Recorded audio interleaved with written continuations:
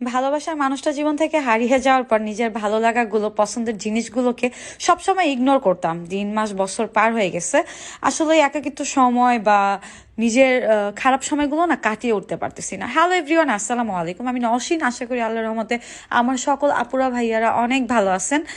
আপনাদের সকলের দোয়া আল্লাহর রহমতে এই তো যাচ্ছে, ভালো খারাপ নিয়েই যাচ্ছে, খুব বেশি একটা ভালো আছে একদমই না। জীবনটা অনেক কঠিন, প্রতিনিয়ত জীবনের সাথে অনেক বেশি যুদ্ধ করে যাচ্ছি। আর এই তো যাচ্ছে এইভাবে সময়। তো চলেন আজকে আমার একটা ভালো লাগার কাজ করলাম।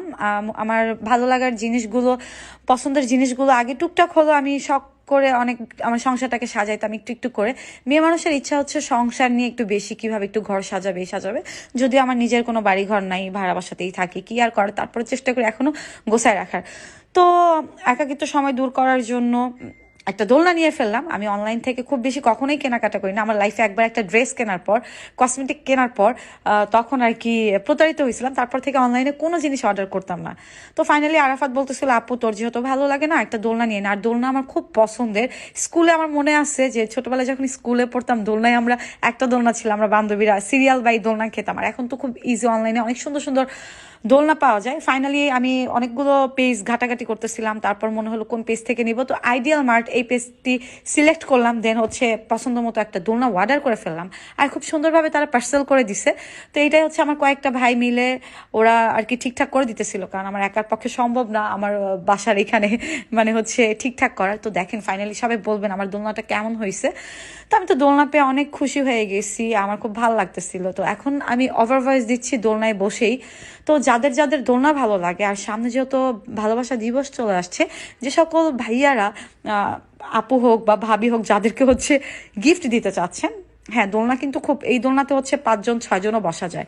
আর আমি তো হচ্ছে অনেক পাতলা সাতলা মানুষ, এই দোলনায় বসছি, এর থেকেও হচ্ছে 5-7 জন এই দোলনায় বসতে পারবে। তো ভালোবাসা দিবস উপলক্ষে আপনারা চাইলে ভাইয়ারা আপুদেরকে হচ্ছে অনলাইনে গিয়ে এই দোলনা অর্ডার করতে পারেন। আমি আমার পছন্দের কালারটা সিলেক্ট করে অর্ডার করি, আর আরও অনেক কালার আছে। তো আইডিয়াল মার্ট এই পেজটি আমি স্ক্রিনে দেখা দিচ্ছি, এটা আপনারা যে নিতে পারেন, আমি এখান থেকে নিচ্ছি।